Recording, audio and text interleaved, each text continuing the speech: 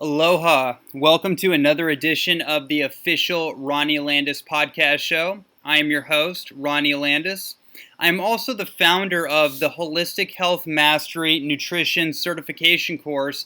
You can find out more information about that at holistichealthmastery.com. You can also find out more about my books, my work, my lectures, my audio archives, so much more at my personal website, Ronnie, that's RONNIE, middle dash, Landis, LANDIS.com. Again, that's Ronnie, middle dash, Landis.com.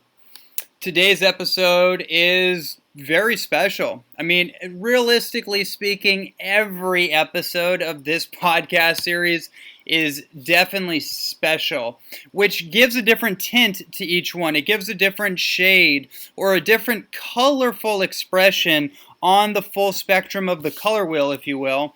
And this one really touches on some unique territory, and we go into a lot of different subjects, obviously relating on the topics of holistic health as a unified topic, but we go into different elements of it, some that we haven't totally explored or as in-depthly explored throughout the podcast series. So I'm really excited to share this one with you.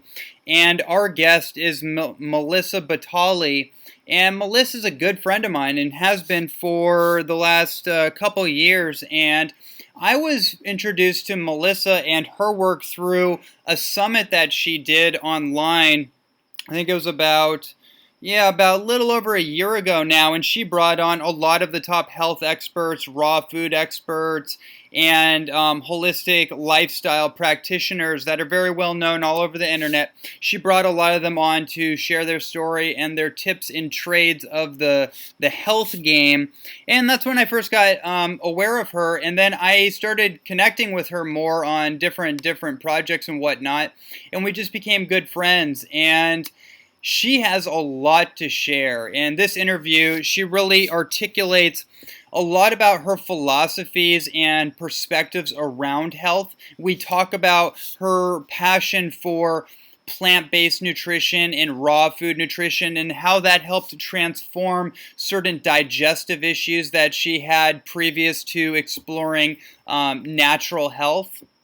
But we go deeper into the aspects of the power of love and gratitude, and not just the sense of like, oh, I feel loving towards myself or I feel grateful, as oftentimes we hear, but don't really viscerally feel those states on a consistent basis. She shares a lot of her perspectives on that, which I think are going to be very enriching and empowering for everyone listening. We go into so much more as well. So I think this is a very well-rounded conversation, and one that a lot of people are going to get a lot out of. Another thing that we touch on a lot is conscious entrepreneurship. She is a conscious entrepreneur, and she works with a lot of people, helping them to deprogram a lot of the mental instabilities or the mental programs that are playing on repeat and are stopping people from actually achieving the things that they want, whether that be the health situation they're feeling in their body or the sense of ease and the sense of achievement, if you will, and passion for what they do in their life.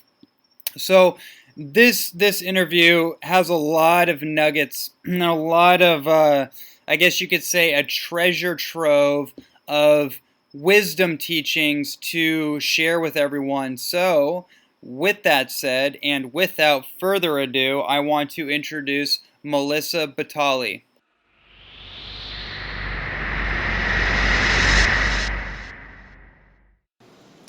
Trusting her instinct from a young age, Mellisa Botalli made many self-led decisions amongst adopting a plant-based lifestyle and discovering her depth through art, nature, and movement. After finding herself exhausted with debilitating pain in high school, she chose to repaint her life's adversity.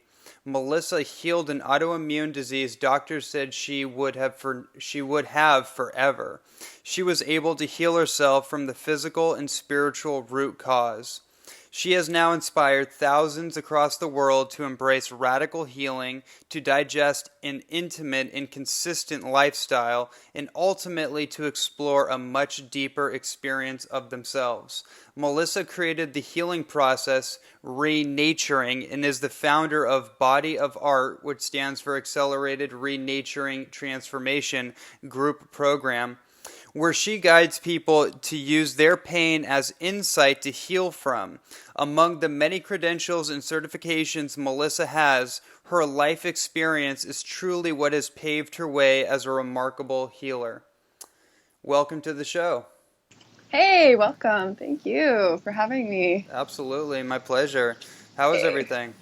Oh my gosh, it's amazing. I'm sitting here in Encinitas, California, just right on the beach, on this cliff just overlooking the ocean. It's nice and quiet space, and I'm just really enjoying it. Enjoying the sunshine and getting some energy out here.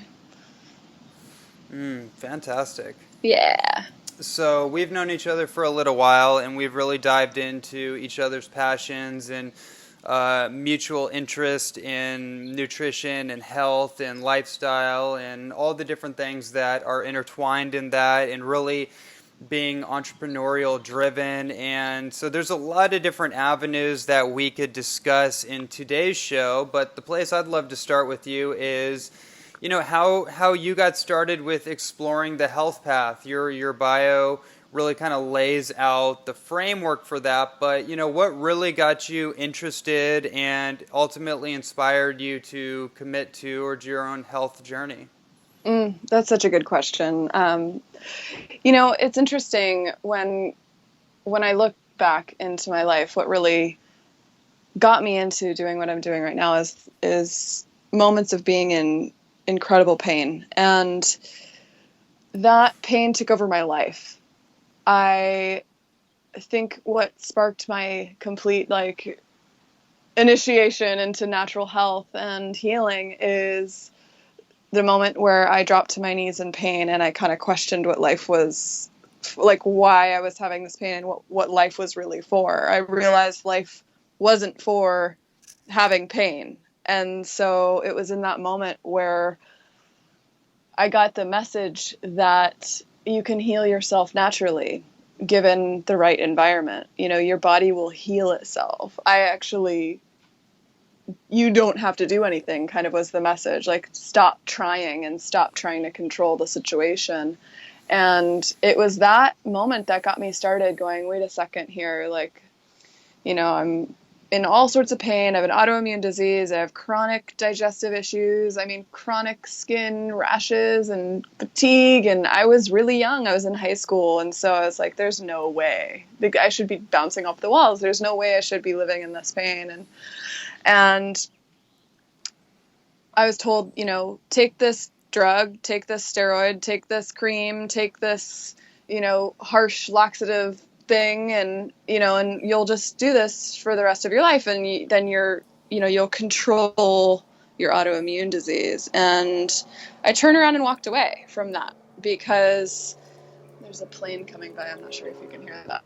I turned around and walked away, and I said, you know what? I'm not deficient in that pharmaceutical drug. I'm not deficient in that. And I wanted to really discover what am I? I must be deficient in something. If I'm having all this pain, my body's probably lacking in something, or, and that kind of was what sparked my curiosity from there. And boy, did I go on a journey.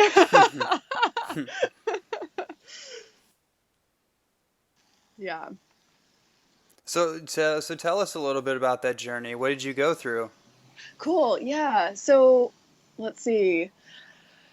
After that moment of hearing, your body can heal itself, I'll totally own this. I'm pretty intense, and I stopped everything. I wouldn't necessarily recommend doing that now, like complete water fasting, without guidance, but that's what I did because that's where I was at. And I did I just drank water for about 7 days. And then I said, you know what? The first the first 1 to 3 days, I felt like I am dying. I'm dying right now. And I was kind of okay with that. Like, I was like, you know what? There's something going on here, and it's going to, something's got to give at some point. And then days, 3 and 4, I was talking to myself, and I heard the voice in my head louder than ever, and got a lot of really amazing insight just from listening. And on days, 5, 6, 7, the plants started talking to me. And I remember one day being on a walk, and I live on the coast up in the Bay Area, and I remember looking down at the plants and hearing just these messages of how this wild plants, nobody's out there watering them. There's like onshore breeze, wind, rain, sunny days, rainy days, whatever, foggy days. And nobody's out there taking care of them, but they're growing like crazy. And so I started gathering them and putting them in my juicer and seeing what that was about. And it was nothing short of remarkable. It was nothing short of like a blood transfusion. And I kept doing that. And I was like, this is amazing. Like, whoa, something's going on here. And I made a promise to myself that I'll just do this until my body says otherwise. Shortly after that, my body said otherwise. My body said, start actually, blending some foods together and, trying out fruits and, all these wild plants and see what happens. And again, told myself I'll do this until my body says otherwise. And it was just this amazing process of receiving the messages that my body was giving me instead of trying to force control, power shift, gear forward, a full throttle forward and controlling your life. And remarkably after, and then I started eating back into like more like raw foods, more like plant-based, not so many grains, but more like just the easier to digest stuff, fruits, wild greens, and all sorts of weeds that were in my area. I did that for a couple of years, and sure enough, like I was feeling the best I've ever felt. And it took me a little while to get blood tested because I remember feeling so good. I didn't want to have like that moment of being like, oh man, I still have this. But I did. I went to get my blood tested, and sure enough, like no more autoimmune disease, no more digestive issues, no more all this list of things that was going on. And it's truly remarkable. And I'll say this about my journey too. It's not just about the food. I would be a fool to tell you that it was just about the food and the wild plants and my discovery of all these plants and medicines. And it was truly the moment where I realized this is about living. Like, this is about not just healing. This is about exploring the components of what I want my life to be like. And so that's kind of how I embarked on this, what I now call renaturing structure. And that involves 3 things. It involves nature, it involves art, and it involves orgasm. And it really is about connecting deeply with yourself and recognizing that the healing process is a living process. It's the same components. Nature being, your environment, what's outside you, and also food. And art being what comes through you, your form of self-expression, and orgasm being what fills you up with life force, right? Whether it be food and or orgasm. And so it's this beautiful journey that I've taken myself on, that has brought me so much inspiration, so much humility, and I can't stop sharing it with the world. I'm here in Encinitas, and I'm talking to all these new people because I don't live here, but I can't stop talking about it. Like, it's so fun. I could share this with people for free, and it's amazing. So I'm really happy to share more about renaturing here on your podcast. Absolutely. Well, let's let's unpack that a little bit. When people hear the word orgasm, obviously there's all kinds of connotations and interpretations of that. What exactly do you mean by orgasm? Well, I actually do mean orgasm in itself, right? Like Mm-hmm. allowing your body to fill up with life force. So to me, oftentimes people think orgasm is a big relief and release in their body. And to me, orgasm is filling yourself up with life force. And so oftentimes, you know, we are taught, I think, culturally in society that, and it's things are shifting, obviously, evolution is happening and people are being more conscious, but we were taught that, work really hard, get to this like goal, and then you're good, and then you're done. And it's just like it doesn't have to be like that. So allowing your body to fill up with life force and receive that is a practice, is a real practice. It's not about releasing that, it's about filling yourself with that. And it truly is a place where not only you're filling yourself up with life force, but it's time and space disappear, right? And I think anyone listening to this can agree that people do drugs for time and space to disappear. People are reaching for that moment, and it's outside of them that they reach for other people, other things, other drugs or food or anything to get this moment of feeling bliss. And the point of nature, art, and orgasm is that all of these things you're born with, they're your birthright, right? We're all born with these sacred parts that allow us to reconnect with ourselves, which ultimately allows us to reconnect with other people and humanity in a way that is conscious. Does that answer your question? Absolutely. Cool. The way that I view that explanation is by a term that I use often, which is the art of nourishing life force. Mm. So this is very much like a Taoist perspective, in a very like Eastern health-based philosophy where you are organizing your lifestyle disciplines in a direction that actually nourish your life force potential and that nourish your genetic expression, that nourish your kundalini, however you kind of want to phrase it. It's ultimately the same directive that your behaviors and habit patterns are funneled through your life force preservation and nourishment opposed to leaking out your gas tank. So basically in our society, we are leaking, in the Chinese they call it Jing. That's our primordial quintessential life force that's stored like mostly in the kidney and adrenals. That's Right. usually what you see when people have leaked out their battery for a long time. They have adrenal exhaustion, they're wiped out, they are unable to adrenalize. They can't get out of bed and be upright, like bipedal mammals that walk upright. They're essentially being gravitationally pressed down, and they're not levitating upward, if that makes sense. It's basically an energetic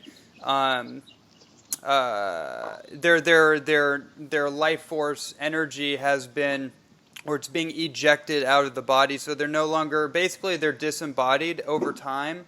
Right.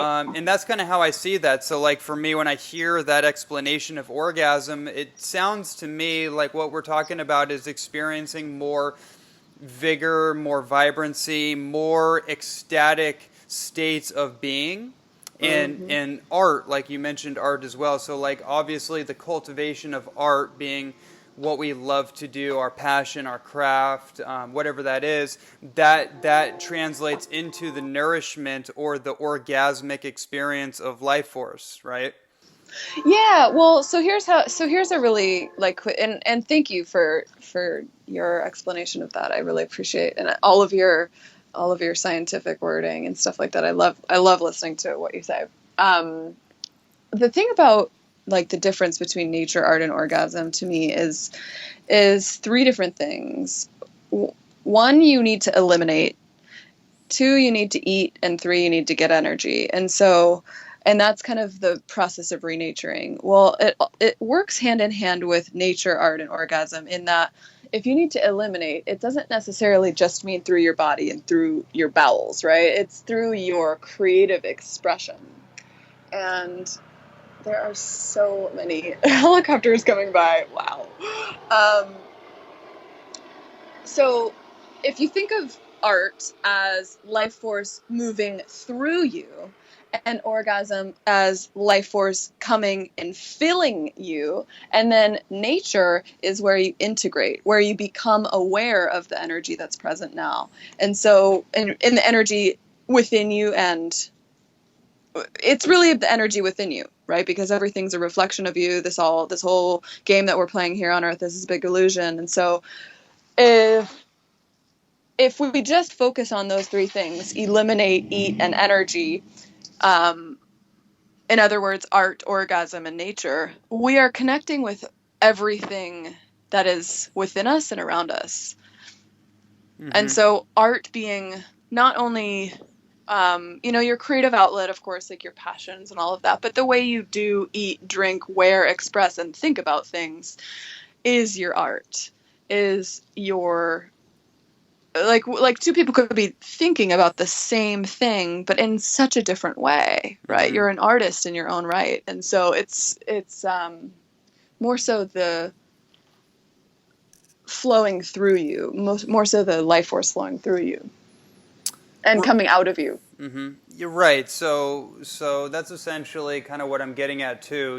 Just another way that I relate to that is another Taoist perspective on the yin and yang energy, which is not easily simplified as just like male, female. Like that's a super simplification. Really what it is it's a dynamic equilibrium of opposites that actually interact, mutually inclusive to one another, and not exclusive, being this is male, this is female, these are traits of opposite sides of the coin. They actually merge together at different points in our life. So, for example, the yin jing, again, I mentioned that jing is the life force storage energy, if you will. So once we lose that, we essentially lose our ability to to express ourselves, if you will, from a physical perspective.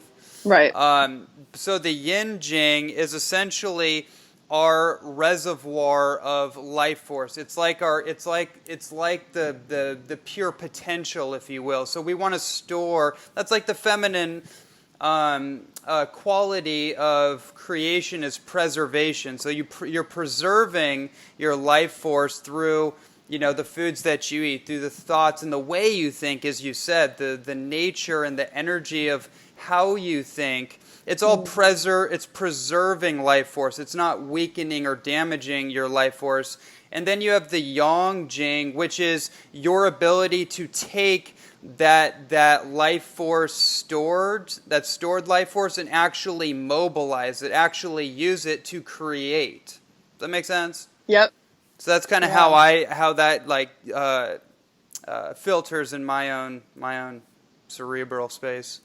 See, I love that, right? We could talk about the same thing, and you're like, you have your way of being an artist and hyper-analyzing, and I have my way of looking, and being an artist and hyper-analyzing, and it's just so amazing, right? Like we can talk about one topic, and we can talk about one word, we can talk about one little tiny thing and get so much out of it. Like it's just becoming aware of the real energy that is within us. So it's really awesome. This is awesome. Beautiful. I agree completely. So, why I'm curious with the work that you do, why are you so passionate about, let's just say, like a high raw plant-based diet? I know that's something that you are very passionate about, and that's going to lead me into another area I want to go with you. But just like, why is that such an important thing for you personally? That's an awesome question. I am a huge fan of simplicity. Um, and also like similar to what I just said, it's like we could talk about an apple for like an hour and talk about all the amazing things about it, and talk about, and it's just one little simple thing. Or, and that your body's kind of doing that too. And so you put one ingredient in your body, or one easily digestible ingredient, I should say, in your body. And your body is going to say, wow, like there's so much going on here, and I can easily move it through my body and easily uptake this nutrients, and I can easily assimilate, where the things are going to go, and boo, boo, boo, like all the things going on in your body, right? And when you start complicating what you're putting in your body, where they're less easy to be digested or assimilated, it's harder for your body to understand what you're doing. So I like the simplicity aspect of, well, first of all, you put a pear that falls off the tree into the ground and you get a pear tree. You take the pear that fell off the tree and you cook it and you put it back into the ground and you get mold. And so the same thing is going to go on in your body. And for me, I like simple. I like simple because with focused attention, your consciousness expands, right? That's why meditation doesn't go out of style. We're focusing your attention on one thing for a specific period of time, however long time you choose, and your consciousness expands. Oftentimes in our world, we were taught that do more, eat more, get more, right? Mm-hmm. Do more, be more. The more you eat, the more you get. The more you do, the more you are. The more people are in your life, the better you are. The more. And it's not that way. It doesn't have to be that way. It's actually quite the opposite. I think that the thing that pulls us away from what you call primordial life force is distraction. And what pulls us closer to it is focused attention. And so what I love about high raw and raw food itself is that it allows your body to focus its attention on what's really happening and what really needs to happen. And that is moving things through the body to allow life force to come in naturally. So that's a very simple answer. I could go deep on what I love about wild plants and how nobody's really watering them, but yet their roots are growing super deep into the ground, and we're picking up all the mineral balance for our systems and becoming survivors, or more like thrivers, in our state, than if we were to only eat the things that are growing in a greenhouse and being totally spoiled. And those greens, or kale and spinach, let's say, are being totally spoiled and nurtured. They're watered every day. They're cut, they're trimmed, they're tended to in a greenhouse. They're in a controlled environment, and we're not in a controlled environment unless you put yourself there. But why would we do that, right? Why would we put ourselves in a box all day just to eat and do nothing? Mm-hmm. And so why are we doing that to our plants? And why I love wild plants is, well, first of all, the energy is unmistakable, right? I mean, you know this. To allow your body the gift that we are being given, which is nature itself, is why I choose to put nature in my body. Yeah, beautiful. Yeah, an old herbal philosophy is the doctrine of signatures.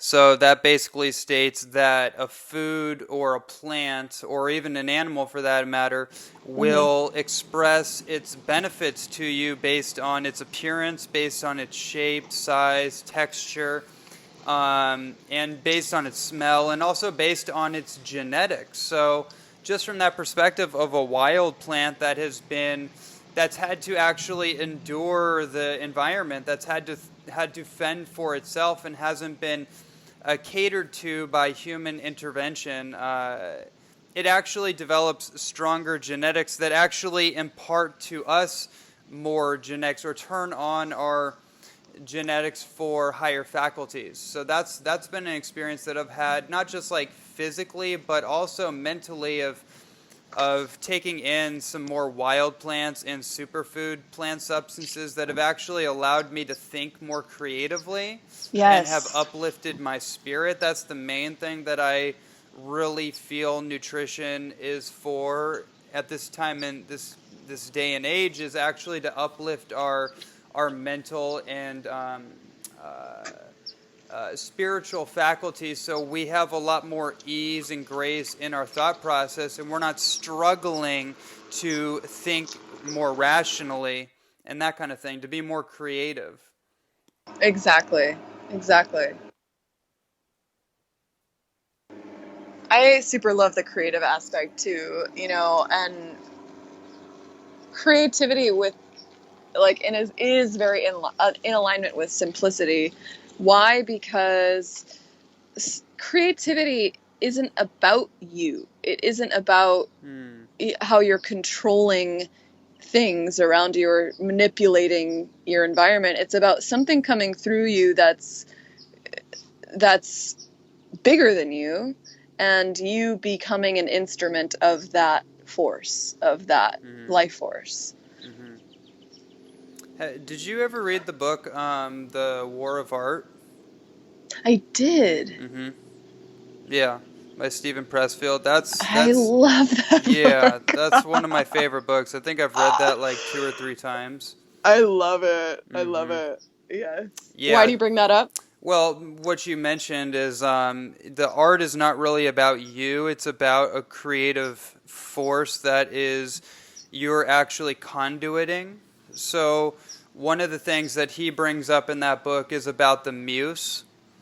Yes. And really what a lot of people have a challenge with in creating art is that they have a challenge getting started because they're waiting to be inspired, opposed to getting in spirit, like getting in front of the computer to sit down and write, or getting on stage to give a talk or to sing, or whatever the case is. They're waiting for that epiphany before they get started. And what he talks about is most of the time you actually have to sit down in front of the typewriter or the computer and then the muse will show up, because you're essentially letting the universe know, or however you want to like phrase that you're ready to go. It's like the muse isn't going to waste its time if you don't show up to the stage. Right. Yes. Yes. Yes. It's epic. So what's your experience in that way? Like, working through maybe certain blocks or hesitations that you've had to, to create the things that you've created in your life, and how you help people that you work with. What are some of the things that have helped you kind of bypass those challenges that many people come up against? Such amazing thoughts are coming in my mind as you're asking me this question, and it has and pertains to my healing itself. It pertains to the healing that we all can provide ourselves, and that is kind of exactly on the same line of what we were just talking about: showing up to the moment, showing up to allow that life force to come through, and showing up to your creativity. And so, during my journey, so let's backtrack. I am a natural born artist. As soon as I could pick up any kind of writing implement or drawing, painting implement, I was playing with it and became a quite talented artist. Now, I don't rely on that talent being me. I rely on that talent being my ability to just, like you said, show up to the art. But I recognized during the process of healing an autoimmune disease that there was a missing component in me that was cutting off the oxygen supply in a way. Oxygen meaning my spirit coming through, or spirit itself, the universe itself, whatever you want to call it. And when I recognized that I began only doing art when I was happy, only when I was excited, only when I was feeling good, I still wasn't healing. I still wasn't fully healing and fully becoming aware of who I was and giving myself the opportunity to live, really. And so what I began doing was what I now call blank pages, and that is showing up to a blank page every day in my sketchbook. Rain, shine, happy, sad, angry, depressed, I'm going to kill myself, I'm going to jump for joy, you know, whatever mood, whatever emotion, whatever thing was going on in my body and myself, the moment I woke up, I let that out on the page. So I actually recommend people do this in my programs, and most of my clients are on this blank page journey. And I swear, it's like if you allow yourself to show up and maybe one day you're drawing sacred geometry and flowers and all sorts of really beautiful things, and the other day you're coloring the entire page black or ripping the entire page into tiny little pieces, it doesn't really matter. It just matters that you show up to the page. And so that alone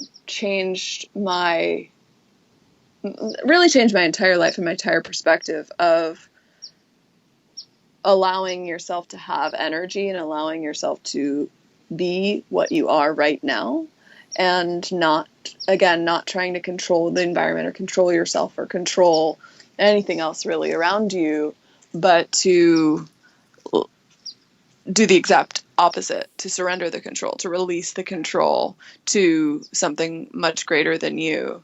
And so that really took me on a journey. And now I've recognized not only do I show up to a blank page every day, but I show up to my voice every day. I show up and I sing every day, whether I'm singing myself to sleep or I'm, singing to other people.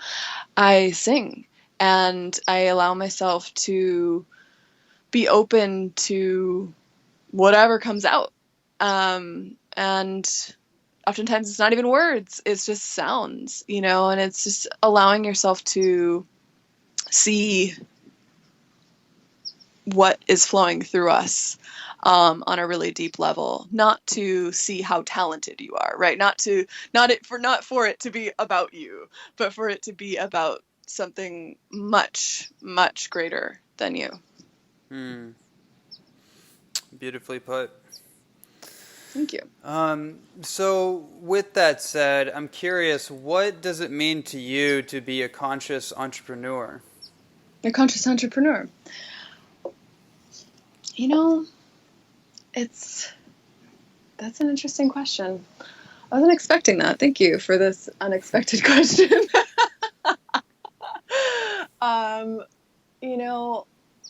Same thing, showing up to a blank page every day and not feeling like you need to be a professional at it is where I think it begins. Being committed to being a problem solver and not necessarily being committed to the steps that you put in front of you. Being present to, the strategy maybe that you put in front of you, but being more present to the problems, the challenges, the oh shit moments, because that is where you're going to learn the most. You're going to get the most pure level of education you could get is facing adversity and going, all right, let's handle this, and not needing to call 20 people and be like, am I doing this right or whatever. And maybe sometimes you do, depends on the challenge, but you're not relying on your steps 1 to 10 to get this project done. You're relying on your inner strength, and you're relying on your ability to trust that this problem came about for a great reason. And half the time you solve that problem and you realize, oh my God, I'm gonna recreate how the next step is going to go, because I'm now more skilled up, or I'm now more conscious of what's really going on because I recognize this problem and I solved it, or I handled it in whatever way it needed to be handled. So I think being a conscious entrepreneur is really your ability to begin again in every moment and to trust yourself. Yeah, I definitely resonate with that. You know, we have a lot of programs out there, online programs and marketing tactics that are telling people that they need this 7-step program in order to build this online business, or in order to whatever the thing is, right, to be a coach or whatever. And all those things can be helpful. I find usually those strategies are based on entirely on the person who created them, and may not be totally applicable to every person out there.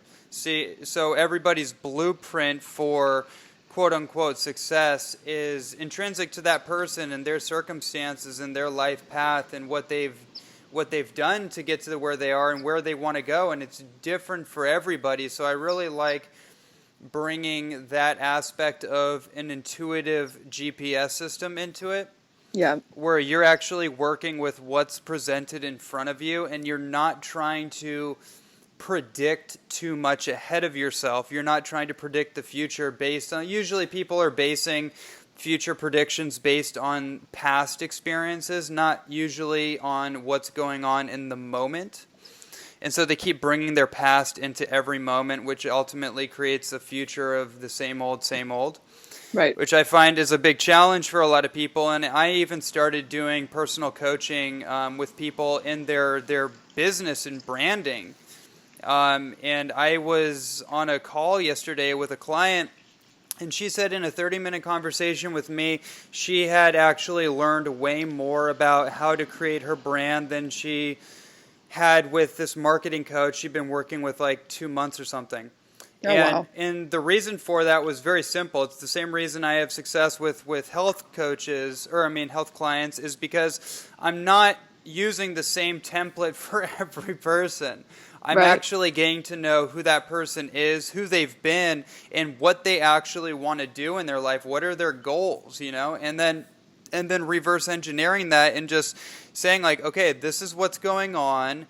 Let's create a basic blueprint for how to move forward, but it's just an outline. You can fill in the colors in between, but we're going to take it step by step. We have a plan of action, but we're not attached to the plan. If something changes, then we'll adjust to it. And that seems to be more accurate to like the flow of life, opposed to like prescribing a dead teaching, which is like very rigid and it doesn't have any dynamic movement involved. It's not adaptable, I guess.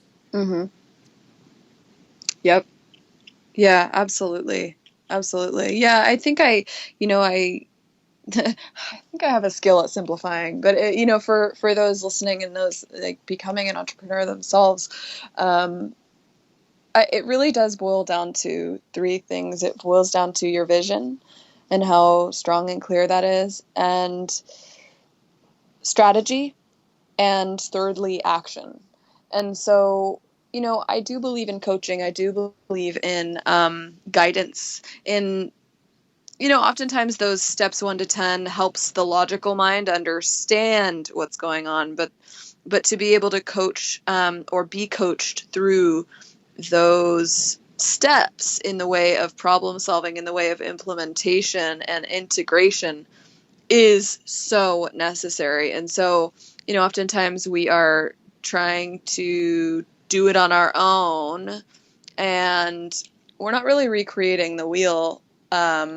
We are taking the wheel and, like you said, coloring in between the spokes and like doing the things that, we believe are the truth of who we are and the truth of the message that we're looking to share with the world. And so vision, strategy, and action, I do believe that having a strategy as a foundation and being having that under your belt will allow the action to be more colorful and less stressful, right? We're born into this kind of Puritan kind of work really hard, feel a lot of pain, and then die society, and it's changing now, which is so beautiful.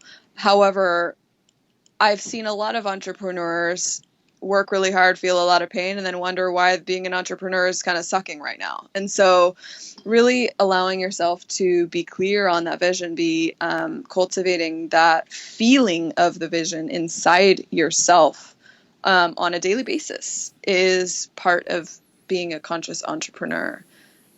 Not for the goal's sake, but for your present sake of becoming aware of problems and becoming aware of the action steps that you're taking and becoming aware of your service versus some kind of transaction that you're making. I think I'll add, one more thing about being a conscious entrepreneur is that instead of being transactional and trying to work with numbers, I'll just speak for myself, that what has worked for me is not numbers and outlines of, sales and how many numbers to hit and, kind of that funnel of corporate a little bit. But what has worked is being more relational, being more about my service than I am about me.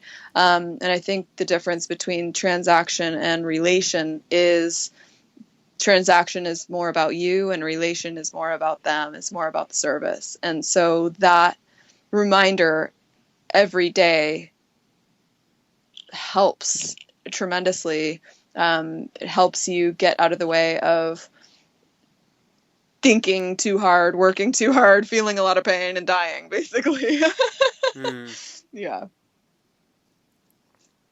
So how important is vulnerability in this whole conversation?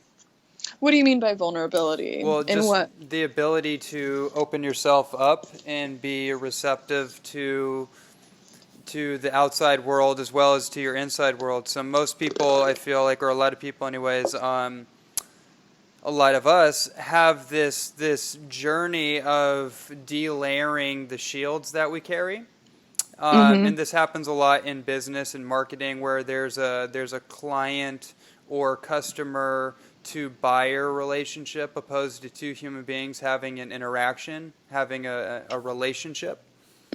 So that's kind of a thing that I see coming more into fruition, is where there's a dynamic interaction of two human beings opposed to being compartmentalized as one person is the recipient of a service and the other is the recipient of, whatever the exchange, the money is. It's more of two people are sharing an experience in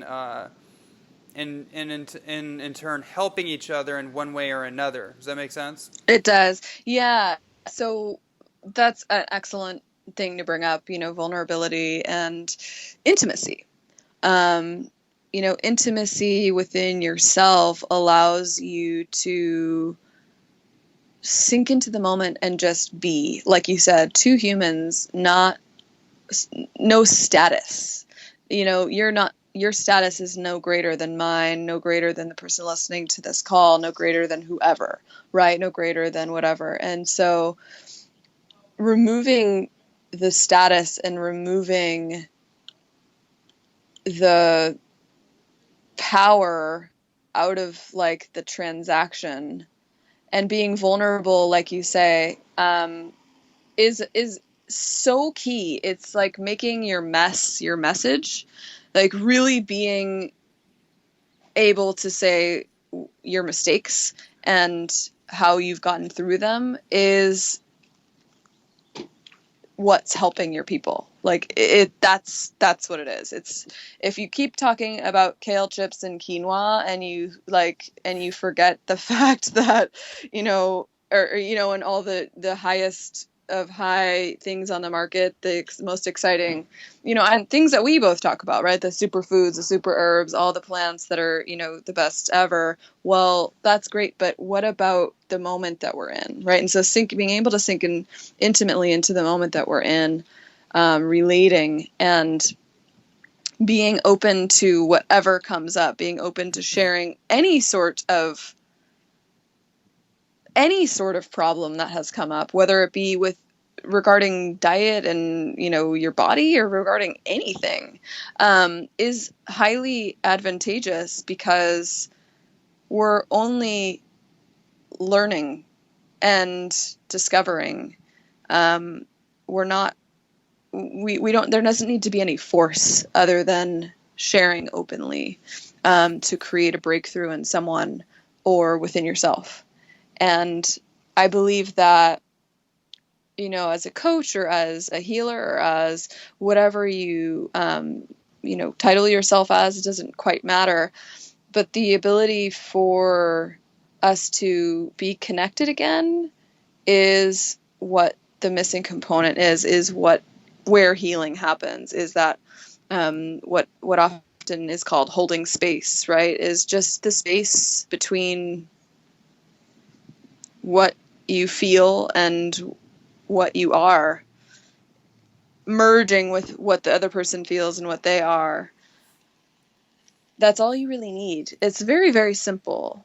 Yeah, there's not too much complexity other than that.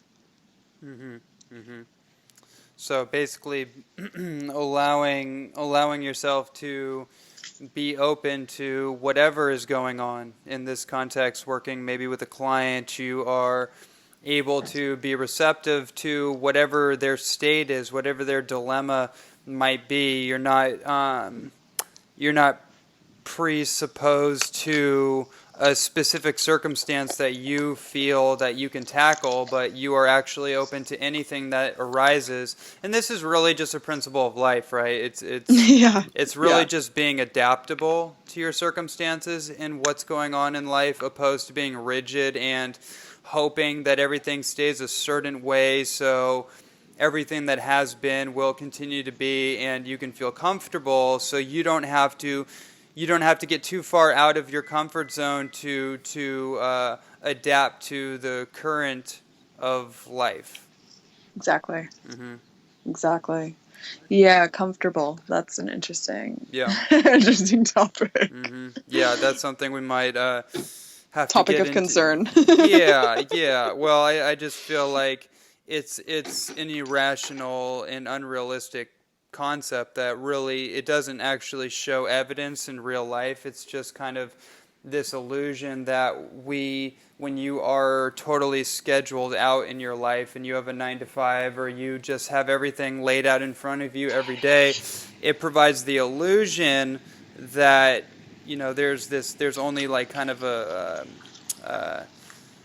I guess a certain amount of things happening, that that you go to work and you come home and you kind of have everything laid out to you and it's the same thing every day. But the reality is that there's so many things happening underneath the surface, and if you're not paying attention to the nuances and the subtleties going on, then it's going to be a lot harder to adapt when something big comes in to shake things up. And inevitably that will happen, right? Everything, there's always going to be an opportunity for growth, and if we're not actively growing, then life will thrust that growth catalyst upon us. Yeah, it's beautiful to hear you say that. It's kind of like saying I eat apples every day. Well, no, you eat a different apple every day. Mm. Right? It might look the same, smell the same, taste the same, but it's not the same. You talk to your dog every day. You look at your house every day. You sleep in the same bed. I'm sorry, but it's different. It's different. The air quality, the beliefs that are going around you, the energy that's in the house, the energy that's around your house, the energy that's in your neighbor's house, that's totally like, somebody's peering into your house, like whatever is going on in your environment is different. And I'm thinking of an example of that similar thing. I remember on my healing journey in the very beginning thinking, oh, this is amazing. Like, I put like a fresh mango in my body and it's amazing. And I just have this amazing feeling. And I'm really working with this energy. And like 5 days later, I was having like another mango for, let's say I was having a mango breakfast of some sort, or smoothie, or something was implemented with mango in the morning. And on day 1, 2, 3, 4, it was awesome. But on day 5, I wasn't feeling too hot. I was like, well, what did I do wrong? I'm still eating mango, right? But it's not about 1 + 1 is 2 and 2 + 2 is 4. It's about sinking into the moment, being completely intimate, and open for anything. And also being able to look at the world, look at your food, look at your body, look at your thoughts with a much wider lens than a macro. So, yeah, that's a super, super awesome topic. Absolutely. I like that. So I would love to hear from you as we conclude this conversation. What would be the top maybe 3 things that you would share with everyone on how somebody can go from where they are, wherever that is, to initiating a transformative experience, getting to that next place in their life? And it could be health related, it could be entrepreneurial related, or personally related, like whatever it is. Like, what are 3 things that you would just put out there for the general public? I think what I'll say is 4 things, and they're very simple. This is a trend. I like simplicity. And that is, number 1, self-identification. Self-identify means recognize and identify the moment that you're in right now. The moment that you're in right now. The moment that you're in right now, and not anything different, meaning not worse than it is, or not with emotion. And that's often hard for, people when they know they're looking to dive into a transformation, is recognizing the moment that they're in, because oftentimes we think a little bit worse than what it really is. So without emotion, self-identify. That's number 1. Number 2 is let go. Not stimulate yourself before you let go of something. So let go of, perhaps you're letting go of a belief that you've had or you've held on to about yourself, or you're letting go of something in your way of eating. You are letting go of somebody in your life that is not able to hold space for you, not able to, create and collaborate with you, or letting go of anything. And thirdly, then you can stimulate, right? Because once you've opened up that space, you've self-identified your space, and then you've opened up that space by letting go of something, then you can then stimulate. You can then add something in and fill your cup up, fill yourself up. And fourthly, become aware of energy. And what I mean by that is kind of like the word integration. Not focusing on the moment you just had, but focusing on the moment you're in, is becoming aware of the flow, kind of becoming aware that this is a changing moment, that perhaps it's a collection of moments that's the same moment. We don't really know what's going on here, but if we can allow ourselves to become aware and integrate the energy that is right now, we'll soon realize that you are everything. You have everything, and you are everything. You're either going towards it or away from it. And so if you can identify and become aware of the everything and the nothing, but really that you are everything, you will begin to realize that abundance is everywhere, that energy is everywhere, that it is everything, and that your belief systems truly are the only thing blocking you from receiving that energy and integrating that energy. So to recap, self-identify, let go, stimulate, and become aware of energy. Beautiful. Yay. So where can everybody find out more about you and what you're up to?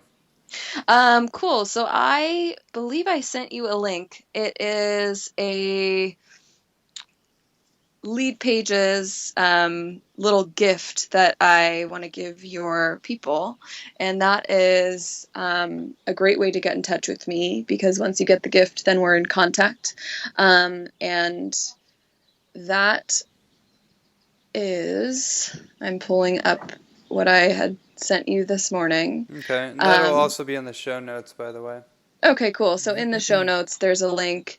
It is about renaturing. It is Mellisa Botalli, my name, MELLISA BOTTALI.leadpages.co, and then I believe the backslash is instant-download. And you'll get some really exciting, just a little exciting, worksheet where you can start writing down what the present moment of your nature, art, and orgasm is, and where you're looking to transform yourself and transform your life, and little, kind of bringing you in awareness of what all those things are and how you can integrate those into your life, into your healing, and into your life. So that's where that is. Fantastic. Well, thank you so much for joining us. It was a pleasure, and I really enjoyed this conversation. Yay, me too. Yeah, thanks for inviting me. This was great, and I look forward to sharing more as it blossoms. Right, we always are learning so much as we go along this journey, and it's really exciting to be able to collaborate in this way and share the experience. So thanks for having me. My pleasure. All right, everyone. Welcome to another edition of the official Ronnie Landis podcast. I hope you enjoyed this episode with our guest, Mellisa Botalli. And check out her page. The link is on the show notes below if you didn't catch that link from her. And until next time, much aloha.